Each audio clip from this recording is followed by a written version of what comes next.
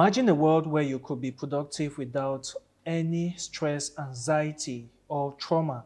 A world where you have a shoulder to lean on, and of course, an ear to hear you tell your story without any prejudice. And a world where mental health is taken seriously and prioritized.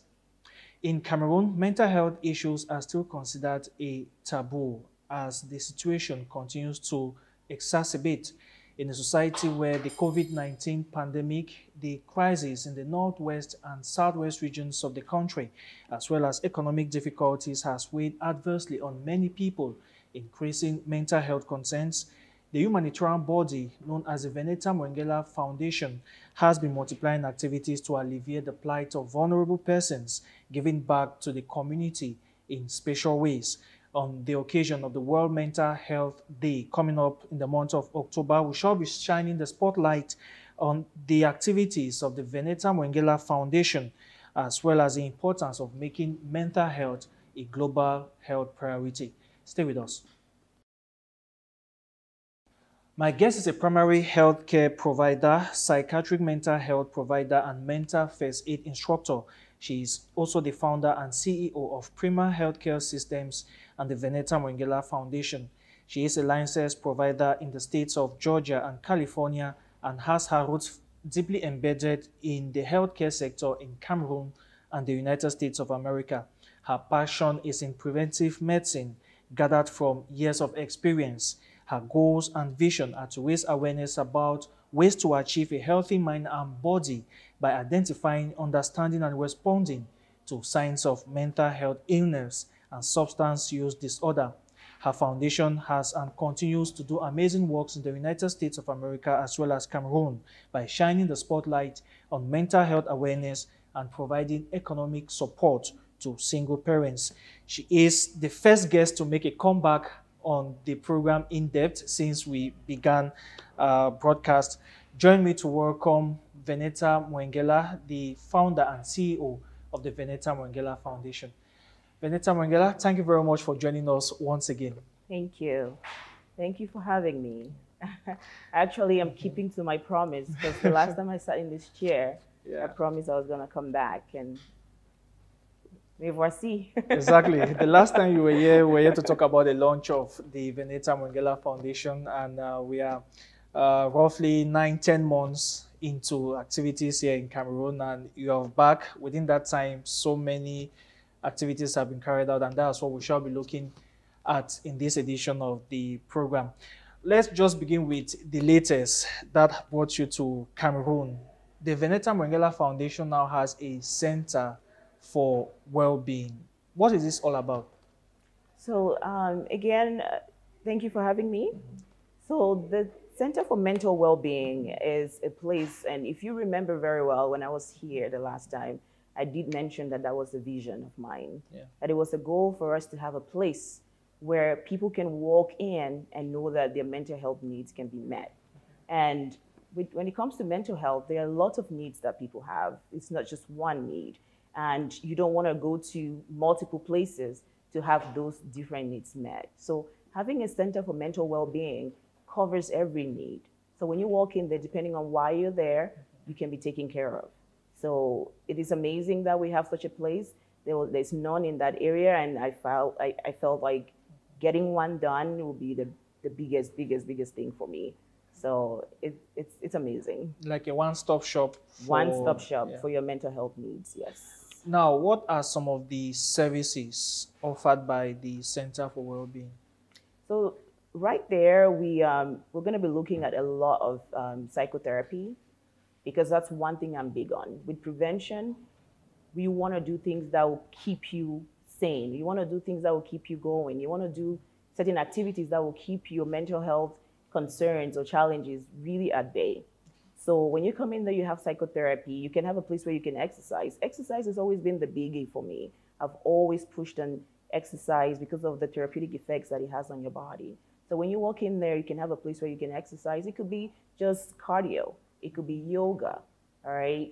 Because with yoga, we know it works on the body, it works on the mind, and it works on the soul. And that's one of the things that I'm going to be pushing. You want to have an area where you can swim. Swimming is very therapeutic. We call it aquatherapy. So it's going to be an indoor pool. where you can come in there and swim and just relax. Massages, okay? People take it for granted. But do you know that my insurance actually covers massages in the US?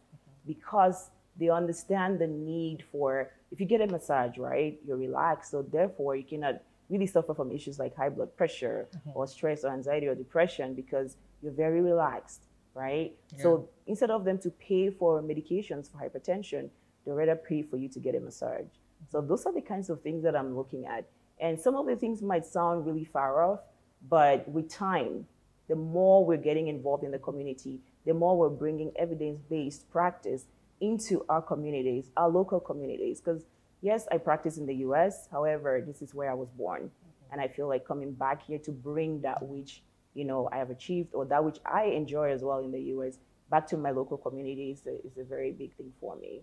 So things like that, especially, and we're also going to be doing a lot of pharmacotherapy, but for now, given my personal stance, pushing for prevention and pushing for more natural ways of getting the mind and the body together versus using pharmacotherapy. But there are certain situations where you might have to use pharmacotherapy. So with that, we're partnering with other healthcare providers here in the country.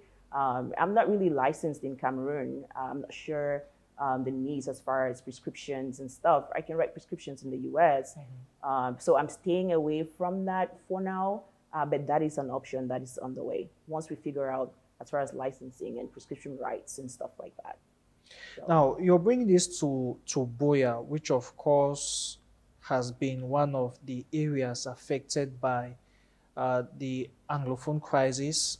So many people are trying to get their lives back on track due to the calm which now reigns in the town as well as neighboring areas. How important can such a structure be in the fight against mental health in that community and beyond? Yeah, so the Southwest region, especially Buea, is a very strategic area as far as the conflicts that we're experiencing.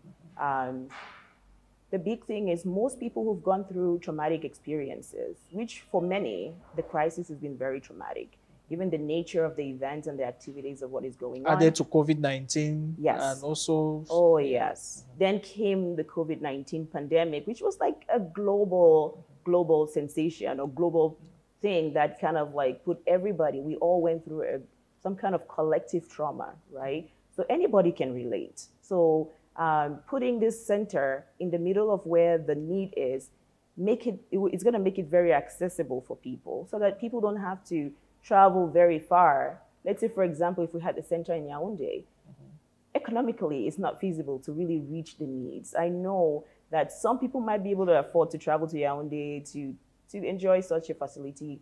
However, if you are one of those who've really been affected by COVID-19 or the crisis, the economic effects that it has on you will definitely be very, very daunting. Hence, the reason why most people don't even seek mental health care in the first place, because they feel like they can afford it. So I'm bringing it right in the community. And the foundation is going to be funding most of the people that are what we find the more vulnerable population, especially the internally displaced, right? We're working with single parents, not just single moms, single parents. I always want to make sure that we pass that across because people think it's just for single moms. Most times when people hear single parents, the focus is only about the mothers. Yes, we need to think about our dads too because they too go through this issue. So making it in the center of where it's like we're in the middle of where the crisis is, so more people can be reached, so that economic barriers can, which is just, that takes care of that problem right away, right? So that's why we put it in there. And at some point, my goal though is to expand to other places. But we're going to start somewhere, and Buea was the place because we saw that the need was there. All right. Now, during the launch in Buea, one of the high points of that particular launch was the giving of business capital to some single parents. Why did you embark on that initiative? Okay, and I'll always reference to my last interview here with you, where I was really stating clearly what the Venetta Mwengela Foundation was all about. So we're all about raising mental health awareness and to support single parents with economic resources. Our goal is to give intellectual capital more so. They kind of equip them with so many things that they need to kind of become independent. to become economically stable. Because we all know economic hardship can really, really lead to a lot of other issues. Just as far as things like maybe say depression, anxiety, right? When you are struggling to make ends meet, your stress level is different from It's different. somebody who can just readily take care of economic needs. It frees that part of their day or activity so that they can focus more on their sanity or just their mental health, right? But think about somebody who has to worry about where their food is going to come from, or worry about, oh, I'm feeling sick, I have physical ailments, but I cannot take care of them because I cannot afford my medication. I saw certain when I came back in June, July, I saw so many patients. And do you know, some patients came in with physical ailments that it was getting in my way of doing a proper checkup from the neck up. Because if you show up suffering from hyperthyroidism, it is hard for me to make a clear diagnosis, because I'm sitting there and I'm thinking, are your symptoms based on your physical ailment, or is it actually psychiatric mental health related? So the plus for me is that I practice both in primary care, so I can take care of all the physical ailments, as well as specializing in psychiatric mental health care. So those two work hand in hand, okay? So I feel like if you're economically stable, and yes, for the awareness piece, we're working with everybody, but for the single parents, I want to focus on very, very closely, because that's like the vulnerable population that I've chosen to work with. And with that particular population, economic hardship was one of the reasons why they presented a lot of the concerns that we're presenting with. So I figured that handing them this small business capital will help them help themselves.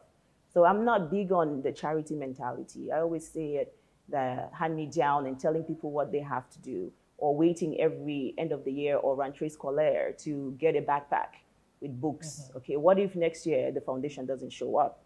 What happens, right?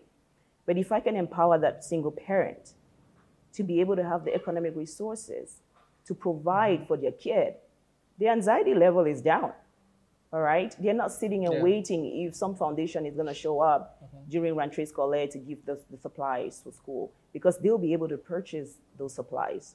Second of all, giving them that, empowering them also increases their self-esteem. Because if I'm able to afford stuff for my kid, guess what? It makes me happy. Yeah, and proud. It makes you happy, knowing that you can be there for your kid, knowing that I can provide. If my kid comes to me and say, Mommy, I need an exercise book or a pencil, that I provided it, right? Because so many times when somebody does something for you, you feel like you owe them. Some people even feel like you owe them your life, because they helped you. So technically you always be under them, always wanting to show that, hey, I'm grateful, I cannot be. But when you do it for yourself, you stand up tall, you sit up tall, you walk straight, right? And when you do that, the universe has a way of just bringing more. This is when you're constantly like, thank you. Okay, when you tell me what to do, I am really not free mentally. So I want to empower these single parents to know that, yes, you can do it, and you did it by yourself, for yourself. Nobody told you what to do. You did it for yourself. So I'm achieving two goals, giving them a way of providing and also boosting their self-esteem, which works on the inside to release certain endorphins that just make you feel good. You can sleep at night not worrying, because you know that I have a business, all right? All I have to do is do my best, and then it's gonna produce all the economic assistance that I need to support my family. Again, it's not gonna solve all their problems, but I feel like we can always, even if we solve one, it's a way to step to the next, and then to the next. It's always gonna be trickling down to a bunch of other things, yeah. Now, how were the beneficiaries chosen? So one of the biggest thing for me is being fair, all right? We want to be fair. Everybody who applied, so you fill an application. Based on the application, I personally called every single one of those people who applied. And the reason I did that is, in the process of selecting, my main goal was to also do an assessment. They did not really know what I was doing. Nobody knew the criteria, because I figured if I set the criteria, what we're looking for, people are going to create that. People create situations and get into it. Yes, so people create it, because we wanted to make sure, I personally wanted to make sure that I'm getting those who really need help, all right? Those who are in dire need, meaning if they don't really get the support, major other things are going to happen. So I didn't really say what the criteria was for that reason. It's more of when we started talking, and I did a video call because I couldn't physically meet with all of them. I didn't want to displace them to start moving to a certain place. So we did it via tele. So I interviewed everybody individually via video. And the reason I did that was also because of my training, I can tell when you're telling a lie and when you're being honest. So it helps me too to do a lot of other assessments that I couldn't do by just listening to your voice or how you speak or how you express yourself. I also wanted them to get a face, to know that this is not just an organization, but there is somebody behind it that is truly involved, wanting to be involved in their mental well-being. So I did the interview, and based on the questions that I asked, and every single individual will have different questions. So it's not like a one-size-fits-all. And this is one big thing with mental health, because you have to be specific that your assessments are tailored to the individual. So based on that, I was able to pull out what I needed, and then we selected the beneficiaries. Now, accompanied by the financial seats, the beneficiaries will made to understand that they will be giving business mentorship. How important is this to their financial growth? Okay, very important. One thing we're also big on at the Veneta Mongella Foundation wants to renew people's minds, right? I believe that when your minds are renewed, when minds are renewed, lives would definitely change. So if I introduce you, or if you decide to start something new and you don't have the guidance, let's say, for example, it's a capacity that you've never been in, without the guidance and the support to go through what you're going through, I didn't want to set them up to fail. I didn't want to set anybody up to fail. So what I did was put in place certain people that you can call. We have weekly goals that they have to meet, monthly goals. So somebody is there constantly walking with you to share the burden with you, because we can look at certain things based on past experiences and try to anticipate what the shortcomings might be, but at times you can never see everything. The times are changing, things are changing. And again, with the instability in the region, there is a lot that we need to understand that could potentially happen. But then you have somebody that you can call. We can all put our heads together and say, hey, we never anticipated this. However, these are the solutions that we have for you. You're supported, you're not alone, because it's very important. And the reason why is because I want them to succeed, because if they succeed, then they'll be able to help another. Because the seed is not alone. We're not loaning them money where they have to pay the money back. This seed capital is for them to become successful enough, take care of themselves, and then the overflow could now trickle down to another single parent. And they understand that they must succeed in order to be able to help another, because you can't serve from an empty cup. All right, now let's talk about the checkup from the NECOP campaign, which was in June. The last time you came here before this, the campaign took place in Yaoundé, as well as Mutengene in the southwest region of the country. What was it all about concretely? Right, so Checkup from the NECOP is for now, just biannual campaign that I launched. And the reason for that was that I wanted to specifically focus on mental health. Again, being that I'm a primary care provider as well, I tend to get dragged into other things. But I believe that if I decide to stay focused on mental health, because I feel like that is the need for us right now. We have so many other providers for all the other concerns, but I wanted to make mental health awareness my priority. Now, Checkup from the NECOP, right? That particular concept came up to begin to do an actual assessment. Yes, I do a lot of talks about other mental health concerns and stuff like that, but who is doing the screening, right? Some people don't even know that they have what they have because they don't know what it is. And I figured that who best to come down and actually do the assessment myself. I could have easily delegated it to any other association or any hospital and then kind of like fund it, but I wanted to do it myself. I wanted to come down and really do the assessments. So I partnered with the healthcare system here, the Baptist healthcare system, so that we could do that. So it's gonna be, my goal is to maybe get it to a four times a year thing, because that way we cover it by quarter. However, for now, based on my commitments in the US, as well as my other commitments, I didn't want to put something that I could not. I never say something that I don't do. So I wanted to be able to come. So for right now, twice a year, we come in here, we screen. Based on the screenings, the findings, and then we know what to do. Are we sending you to see someone? Are we following up? What are we doing for you? And how can we help you so you can stay healthy, mental health wise? Now, apart from the screening, is there some level of follow-up of the patients, if not all, some of whom may have critical cases? Yes. So I kind of factored that in place, right? Because one of the options was to just show up, right, and put a tent outside, and then tell people, hey, free mental health Free screening. mental health screening. Come on, come everybody, come on, come on. But being a clinician, we always plan your discharge at time of admission. When I'm meeting you, I'm already planning how this visit is going to end, right? So I kind of started thinking, if I screen and I find something, what next? So that's why I partnered with the Baptist Health Services.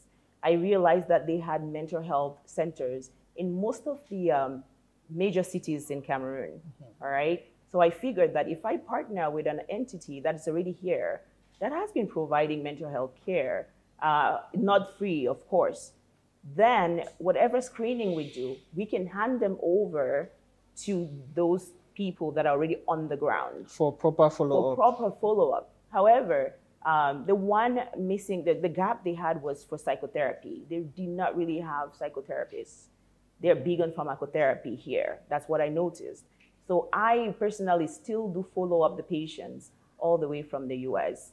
So what I did at the time was when I found out when I noticed that we're going to need to do the follow up from the US, I provided them with internet.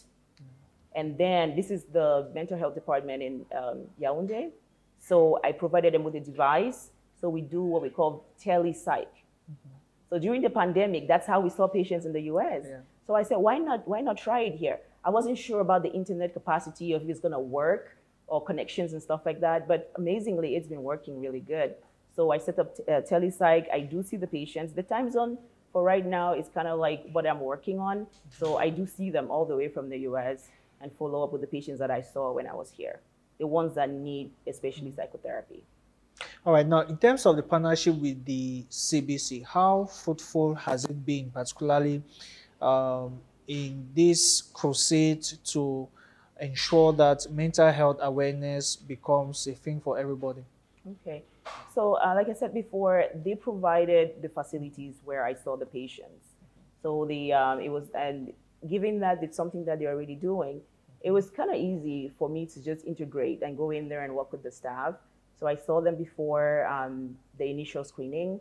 We kind of talked, and they also provide the follow-up. So now this is already an established healthcare system in Cameroon, and their staff is already trained, because mental health is an area where people are shying away from. But we have staff that are already trained. So I didn't even do any training. Honestly, when I was coming, I brought a lot of training material. I thought I was going to have to get the staff up to speed with certain things. And when I went there, they already had resources. They were already practicing, actually using the kind of evidence-based guidelines that we use in the US. So that I was very impressed, right? So they provided the infrastructure. They provided staffing as well, because the lines were so long, I basically couldn't see all the patients by myself. So their staff also were seeing patients. Even the director from the Northwest, who came in just to say hello, just to say welcome, he rolled his sleeves, and we created a third room where we were sending patients to them. And then, so they did that, and then they also offered the translation services, because my French is not too good, and when it comes to healthcare, you don't want to speak to a patient in a language that they don't understand, because you could misdiagnose them, and a misdiagnosis can lead to a bad treatment and a poor outcome. So we're very particular. So I had also translation services, something that they provided because they already had there, and many other things. So I feel like the follow-up, the infrastructure, the staffing, it came all from them. Now, after this campaign, still in the month of June, July, when you came, there was the therapeutic walk which took place in Buea. What has been the feedback concerning the walk? Oh, wow. The therapeutic walk for hope is, I also came up with that because when I sit and I think about how we always tell people what to do, we just tell you what to do. And at times I ask myself, who am I to just tell people what to do, right? How about I show them? I show them what we do, right? And when I went into primary care, I always had to tell people to exercise and eat healthy, exercise and eat healthy. Because, of course, according to the JNCA, you have to always start with lifestyle modifications before you get onto pharmacotherapy and beyond, right? So when I started telling so many people what to do, I figured that I have to do it too. I have to do it too. So when I came on board, I said, we need to do a therapeutic walk for hope. Because no matter what you do, everybody, as long as you don't have any physical limitations, you should be able to walk. I didn't want to say run, right? Yet. Yeah, but we're getting there. People, who knows who'll be running, right? But I felt like walking, and I put it's very therapeutic thing. I do it a lot. There are times when I get out of work, and I don't even take off my scrubs. I take a walk. Because when you walk, it's a form of exercise. And then we know the beneficiary effects of exercise. I'm not going to go into all of that. But I feel like if I'm pushing exercise, I need to actually show people what we can do. And it was so therapeutic. And everybody who came there, the feedback there, first and foremost, was from the people who participated. Because just from watching someone exercise, you can't really get the beneficiary effects of doing it until you get involved. So we're really hoping that our next session, more people are going to get involved so that they can start feeling the beneficiary effects of that. And then my ultimate wish is that they will be the ones saying how it made them feel versus me saying what I expect from doing such an activity. Because of course, I have expectations, right? But the individual who is participating also will be the best reporter of what they felt or how therapeutic it was for them. Okay, now, carrying out activities has not been very easy. We know there are sponsors that are also interested and they are doing their best to ensure that the activities of the foundation go on hitch-free. How valuable have the sponsors been? Very, very valuable. Very. I mean, as you know, trying to run something in the U.S. and then in Cameroon, it entails crossing the Atlantic to get here, and coming all the way here to do all these things costs a lot of money. And then also providing economic capital to those many people is very, very, very cost heavy. Heavy. So obviously, people, if we get sponsors to take care of certain things that we do, that will definitely be beneficial. However, for now, most of the activities that we're carrying on has been funded by so many people. Of course, Dash Media has been one of the sponsors of the foundation. I think a whopping majority of the capital that we gave out was actually a donation from the CEO of Dash Media, Bonita Shako. So we have that. And then I do have other sponsors from out of the country, in Europe and America. My boss personally sent a check. You know, he said, I see the passion in what you do. I know the potential of what you're doing, and I want to support you. So he said, hey, take this and go help. So my goal is, I have been funding most of the activities because it is a passion of mine. For me, it's a not-for-profit, right? However, I personally don't want to file for bankruptcy trying to help other people, which is just something that with time, I'm going to have to sit down and say, hey, how are we going to get this funded? I do believe prior to me becoming a CEO of my foundation, I was also supporting other foundations. Sure, I really generously supported, right? Most of the time, EA Foundation, the Ulisane Foundation. Everything that I saw, if I felt like, oh my gosh, it's creating an impact, even if it wasn't solicited, I will make that call and say, hey, where do I send the money, right? I see what you're doing and I love what you're doing. Everybody would not have a foundation or some kind of movement that is helping. But there are some people that don't have the time, but they do have the resources to support, right? So my biggest goal is calling out on anybody who is passionate about mental health awareness, who is passionate about seeing that the mental well-being of everybody is ensured, to show up in support in any way. Nothing is small. You know, any donation will go a long way to help, right? Now we have a center for mental well-being, of course, and that center is going to have to run on funding, right? So looking ahead of time, how we're going to fund it and how we're going to keep it moving, how we're going to keep it, open so that it can have the effects that it's supposed to have in the society. We definitely need funding. So far, I've been funding most of the things and I've had support, but I'm hoping that we'll get more support, and even from the government. Yes, we're hoping that so many people will see what we're doing and then will feel from their heart, if they're passionate about what we're doing, to show their support. Yeah, you just mentioned the government, and that will take me to the next question. Of course, government has been trying in its own right to look at mental health issues, and I'm sure you're coming to Cameroon also ties with that particular vision of government, though the fruits have not really been what is really expected, as the experts say. Last time you met with the Prime Minister, Joseph John Gute, who is also the head of government, what assurances did the government give you regarding your activities? It was the meeting was very fruitful. Okay, so when he heard about what the foundation was doing, especially in the area of mental health, and also understanding that the country is in dire need of mental health, stability. So it was one of the most important piece of our conversation was regarding the DDR program, because it looks like when the program was structured and I was looking at it, I didn't really see a mental health component. They didn't factor mental health. They didn't factor mental health into it.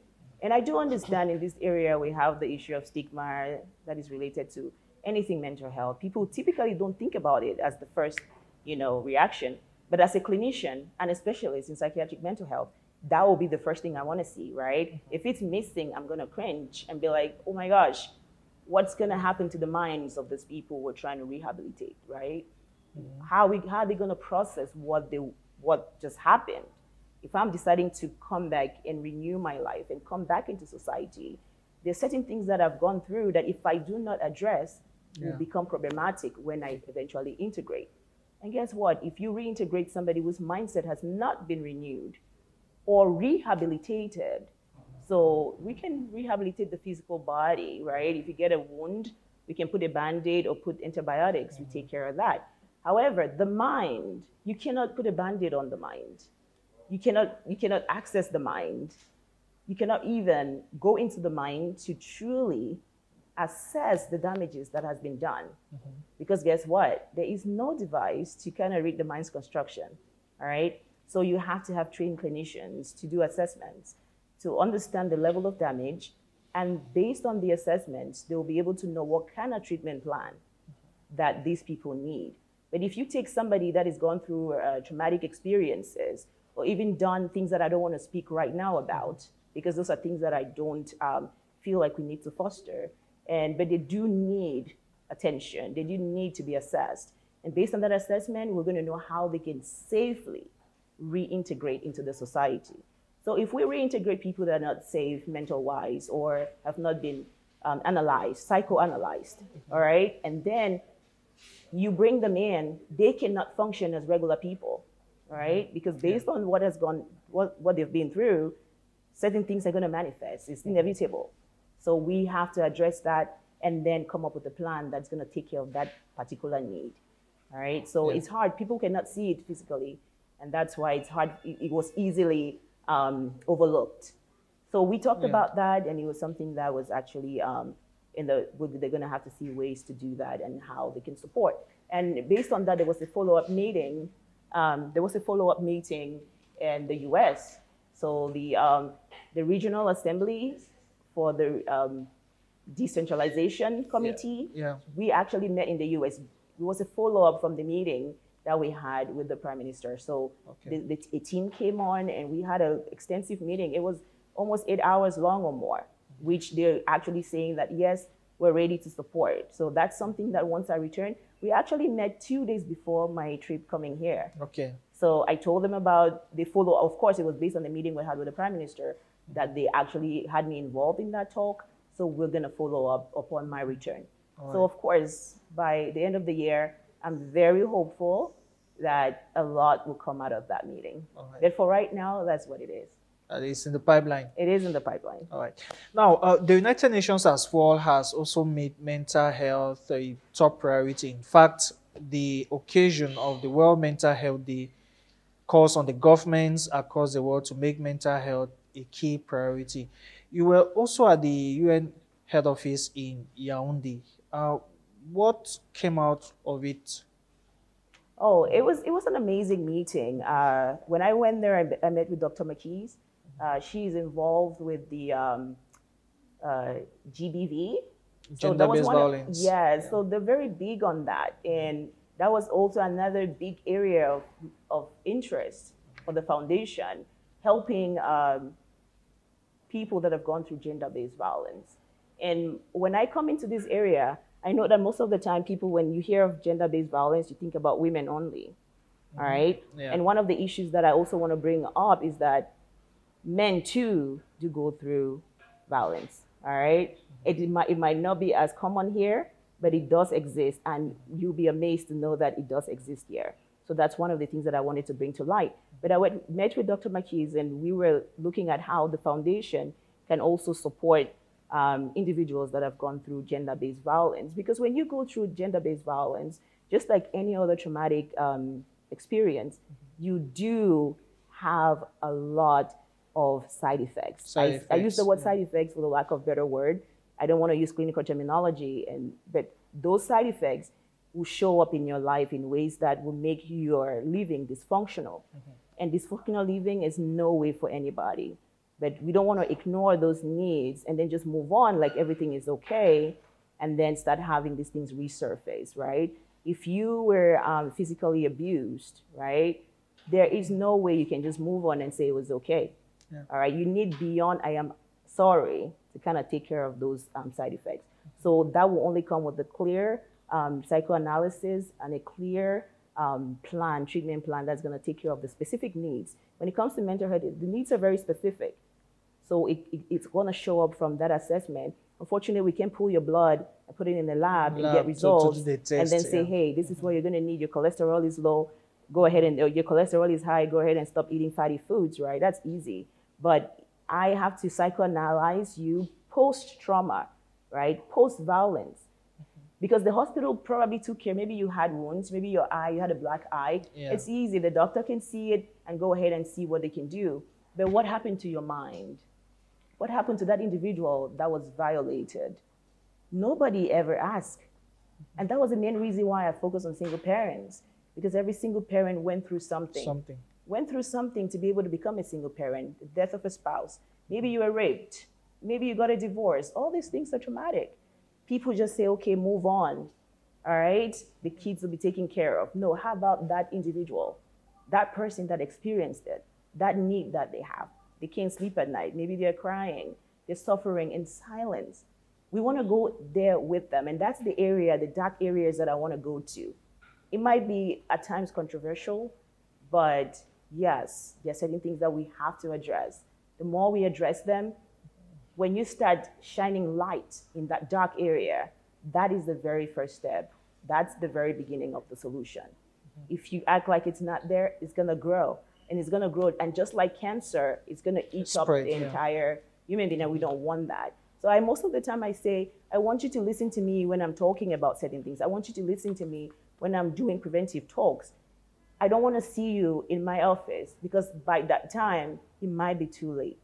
All right? Yes, there are things we can do, but what if we don't get to you on time? We can lose a life. People can die.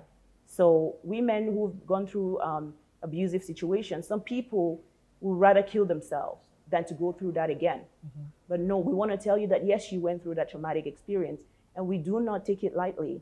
However, there is life, there is hope post-GBV. All right. Now, as part of your desire to reach out to many people on mental health awareness and other associated issues, you have developed a podcast known as Therapeutic Talks with Ben. Take us through the podcast. That is my baby right there. Yeah. I think this particular podcast is for me. I'm selfish right there, right? At least I got to do something for me. It's always been about giving and giving, right? I need to give something to me too. Yeah. And that is what that was. All right. That particular podcast, you see, I'm lighting up just talking about it. Sure. It is actually meant to. So, for those who know me personally, right, I like to have deep conversations. All right. And there's certain conversations that I like having. And I believe it's just because of the nature of my mental growth. I've done a lot of work on myself. I do like to get into deep places where normal people don't want to go. All right. There's certain times when I will send topics to friends that I understand that we're in the same kind of thinking level. We understand the same kind of concepts in the way that we relate to them in a similar way. And I've brought up conversations and I'll send to them and they'll be like, oh, wow, great topic, but they don't want to engage. For whatever reason, I am always a respecter of people's choices. I'm always a respecter of an individual. It doesn't matter who you are. You don't have to speak if you don't have to. You don't have to engage in anything if you don't want to. It is a choice, right? But I had a need, right, to have deep conversations, and not just with any and everybody, because there's certain things people will not understand. So I created the podcast, right? And a podcast will definitely attract the people. It's now open for people who want to have those kinds of conversations. Or with a podcast, all I need to do is speak. Just speak my mind, have those conversations, and hope that it's going to reach the people that will want to have those kinds of deep conversations. And eventually they might reach out and we can continue to engage in that. But I have to say that which I want to say. I want to express the views that I have, the way I look at life. Maybe it will help an individual. Maybe it's going to help somebody shape their mind, and then renew their concept about certain things. And I believe that no one person knows it all. I want to bounce. That's why I had the need to constantly bounce off what I think. Just let's say, for example, I'm having a therapeutic conversation with you. It's not the end all be all. That is how I look at it. And I'm so open to your feedback. If I don't have these conversations, then I'm stuck with what is in my head. What if there's another way of looking at this particular concept? What if the way I'm looking at it is not the only way? If I don't express it, then somebody like you will not be able to also give me your own viewpoint. And then that's how I enrich my content. That's how I enrich what I know, by looking at it from multiple places. Because as an individual, from my own personal philosophy about life, there is no such a thing as just one thing, which is also feeding off of the book I'm writing, which is going to be looking at seeing the good in the bad. Ooh, I just threw that in there. The breaking news. You know about that? Yes, just how we can see the good in the bad. And that has to do with looking at things from multiple dimensions versus just having a stereotypical mind. And I don't stay stereotypical because I want to label anything or kind of condescend on anybody who looks at something in one way. But just saying that, looking at that, you close off a lot of facets. You close off a lot of entry points for other ways of looking at something. Because one thing can be good today and bad tomorrow, or bad today and good tomorrow. Why waste time labeling it versus just being open to what it is? So those are the kinds of conversation, non-judgmental. Don't worry about what you say. Don't process it in a kind of way you're trying to filter it. Just be you. Say, this is how I think about it. What do you think about it, right? It's just like I'm sitting here, I see a 96. You're sitting over there, you see a 69. It doesn't mean that you're wrong. It doesn't mean that I'm right. It just means that that's our view. But now, what has been the impact of these talks? Have you had some feedback from listeners? So based on, I sampled it. I don't know, there's something about me. I always want to do things in a way that it would be very impactful. And I'm working on that, right? I'm working on that to kind of like just relax and just let it be. So initially I did a bunch of recordings and then I shared it with like really close people because I was concerned with the quality of the audio. I didn't put it up on all the other platforms that I'm going to be putting up on. So we decided to go back and work on the acoustics, and I'm hiring more people. I want to actually do it in a studio this time, just because I like quality. I like good things. And I believe that if something has to be therapeutic, right, to the listener, we can just downplay the sound as well, right? Because it's going to be a distraction. So I decided I'm not a technical person. When it comes to technology and knowing how to put all of these things, I really am not really big on that. But so I hired people to kind of work on that. So we're actually putting everything in place to start re-recording some of the ones that I already did. You know me, I speak from my mind. Sure. I will never tell you the same thing, the same, but it might be the same concept because I'm true to the essence that I am. But I don't make pre-notes. I don't do any of that. Whatever comes to me, I just say let it flow. I just let it flow. And that's how I want those conversations to be. So, but I did have good content, but the quality, the audio quality wasn't that good. But people who listen to it, that's how I started the podcast in the first place. The very few people who listen to what I used to just just say, they said, "Oh, you need to you need a podcast." Yeah, podcast. And my friend and sister Dorothy Diamond, you probably know her very well. She was the first person years ago, and she told me, "V, you need a podcast." Like, period. And if you know me and her really close, and when she says something, I listen. And I told her that I want to be realistic based on a lot of things that I had on my hands. I want to focus on certain things first, and I'll get there. And that's really for me, actually, for my own personal, just doing what I want to do, giving back to me. And I always encourage everybody to give back to themselves. Don't wait around for people to just give you. Give back something to yourself. It's very therapeutic. So therapeutic conversations with them is for me. And I'm hoping just putting it out there alone creates an impact for me, this particular individual. Mm-hmm. And I'm hoping that with time, people are going to speak up as to the kind of impact it's having on them. It's too new to really have enough data. I want to go with data, not how I feel. I feel good about it regardless. Just by speaking, I feel good about it. But what people are going to say about it, we're going to give it some time to grow organic data, to be able to say, yes, we can analyze this data and say, wow, this is the impact that this has had, and let it speak for itself, kind of. All right. Now, as we all know, in Cameroon and other African countries, mental health is seen as a taboo. A case study, for example, is suicide. When suicide happens in the US, people try to find out what must have pushed the person to take his life. But here in Cameroon, they'll tell you it's an abomination. The family has to do one traditional ritual or the next. This has made experts to indicate that mental health patients, if we can call them that way, have a great role to play in their recovery. And this leads me to ask the question, why should victims seek help and fast? Very fast. This is one of the areas that I'm big on as well. Prevention. Just a tiny ounce of prevention is better than a very big, like a whole pound of cure, right? Mm-hmm. And when it comes to suicide as we know it, I always call it a very, very permanent solution to a temporary problem. And it shouldn't be so, right? Unfortunately, it is. It is a very, very big reality in the US, in Cameroon, right? And then right now, post-pandemic, it has even worsened. Okay, we're even getting the number of teen suicide on the rise, which is why I'm going to go back. You mentioned mental health first aid. We're going to go back to learn ways that we can support teens, peer-to-peer, right? Because of the impact it's having. I'm also working on some kind of work with the NIH to see how we can get teen suicide addressed, all right? That was one of the biggies, that post-pandemic, we started noticing the numbers when kids sat at home without going to school, without engaging in anything. Because I think school was almost like a therapeutic thing for them, or a way of coping with meeting their peers. But when they were left with their thoughts alone, they started ending their lives, right? Now, back to your question, it is important to be part of it, because when it comes to suicide, it has always been about the view of the person. And I'm not going to use the word the person who commits suicide, because it's also judgmental. Yeah. And that's one of the things that our society here in Cameroon does. We judge the person that did the act. Right?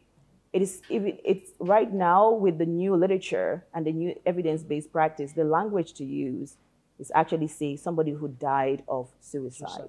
Because it was not like they had a choice, or their mental capacity at the time, how they interpreted the date or the information that they had to be able to decide what they decided to do was very valid at the time.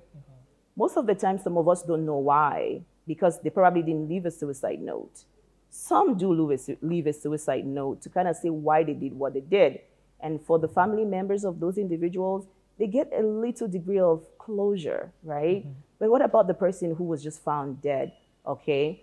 They don't leave that for anybody. So we don't want to judge them because we don't even know what led to that, all right? We don't know what made them decide to do what they did. So even in their dying, as far as a mental health clinician, we respect that process because we know better. When you do better, when you know better, you do better, right? Now that I know better, I know for sure this individual did not just do this up in the air because committing, like dying by suicide is not the best way to go. Think about it. You love yourself, right? Yeah. The last thing you want to do is to hurt yourself. So do you think this person just did it? It wasn't easy. It wasn't easy. Just from the literature, we know it's not easy. And second of all, we want to prevent people to get there. That's why we're raising the awareness. That's why we're making people to understand what is actually happening.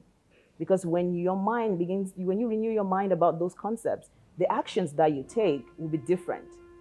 For example, if I'm sitting at home contemplating ending my life by suicide, and then I know that there's such a resource as calling, a certain number or reaching out to a certain clinician or going to a certain center like the Center for Mental Well-Being, where clinicians are available, trained people are available to look at your situation with you. I'd rather do that, right? Yeah. I might not know the answer. I might not know what I have to do because I'm not trained. Everybody's not trained in everything. Just like I told you, I'm not really good with technology, right? But it doesn't mean that it's going to stop me from doing anything that is technical. I will just go ahead and find the person that is specialized in that thing and let them tell me what I need to do, right? So with suicide, it is so important because once that act actually happens, it is not reversible. Yeah.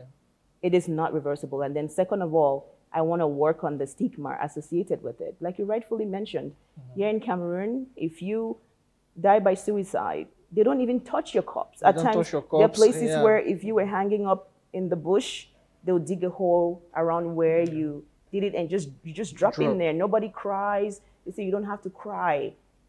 Tell me, a mother of a kid hanging, and you tell me not to cry. You just killed me. You just killed me too, right? Think about it. It is the cultural norm. For whatever reason, the people who came up with that particular practice were not informed the way we are now. And my goal with raising awareness is to get people informed so that certain practices might be revised, all right? Yeah. And we can go ahead and find better ways of dealing with that. We're gonna find ways to let that mom cry. We're gonna find a way to get a little bit of closure, if not all, because we wanna also preserve their own mental well-being. The family members, the loved ones, the brothers and the sisters of the deceased, right? They too will have, it's like a ripple effect. Let me tell you something that people don't know. And we're all spiritual beings having a human experience on earth, right? When we die, we are the most powerful. I'm not encouraging death. I'm not encouraging people to try to go die now and so that they can become powerful. What I'm saying is that when you're still on earth, we are all gonna go eventually, right? But I want it to happen when it has to happen. But the people that are left behind after the person that has died by suicide is gone, those are the people that live with the lasting effects for the entire time that they are here. Do we want people staying back and being very, very depressed or very, very traumatized, finding somebody hanging or that is died by jumping off a rooftop? It's very traumatic to the people that witnessed it, right? When we're talking, it was September was suicide awareness month. Suicide prevention from the 4th to the 10th was about suicide prevention. And then the entire month is just to raise awareness in many ways that we can. I think it was the CEO of a certain company in New York jumped off the 60th floor of his building and the wife was there. Do you know that wife is even more traumatized just saying that there was nothing I could do, to help a loved one. So we don't want to keep those effects going.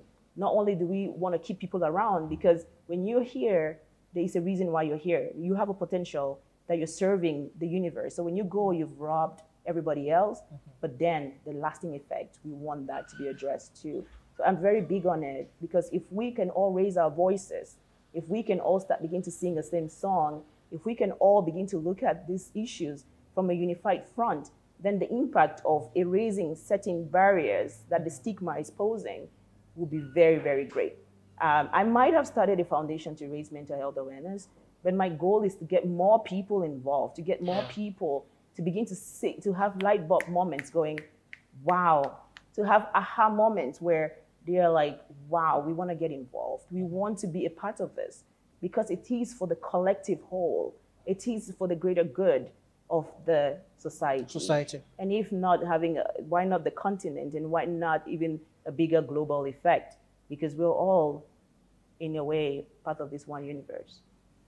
All right, thank you very much. The message has been passed across, and we do hope that it will go to heal one person who doesn't know what to do, one person who is probably lost and needs help. Thank you very much, Venita Mongela, for talking to us once again. Thank you. Always my pleasure. Pleasure is shared. And you know, we're not even 1 year old yet, and we've done all this. It's just imagine what is to come. Of course, we do have October, November, December. Yes. So my goal is to make sure that we raise enough awareness to get our people what they need. All right, thank you. Thank you. And to you, televiewers, as usual, it was a massive pleasure being with you in this edition of the program. Until next time, it's bye-bye.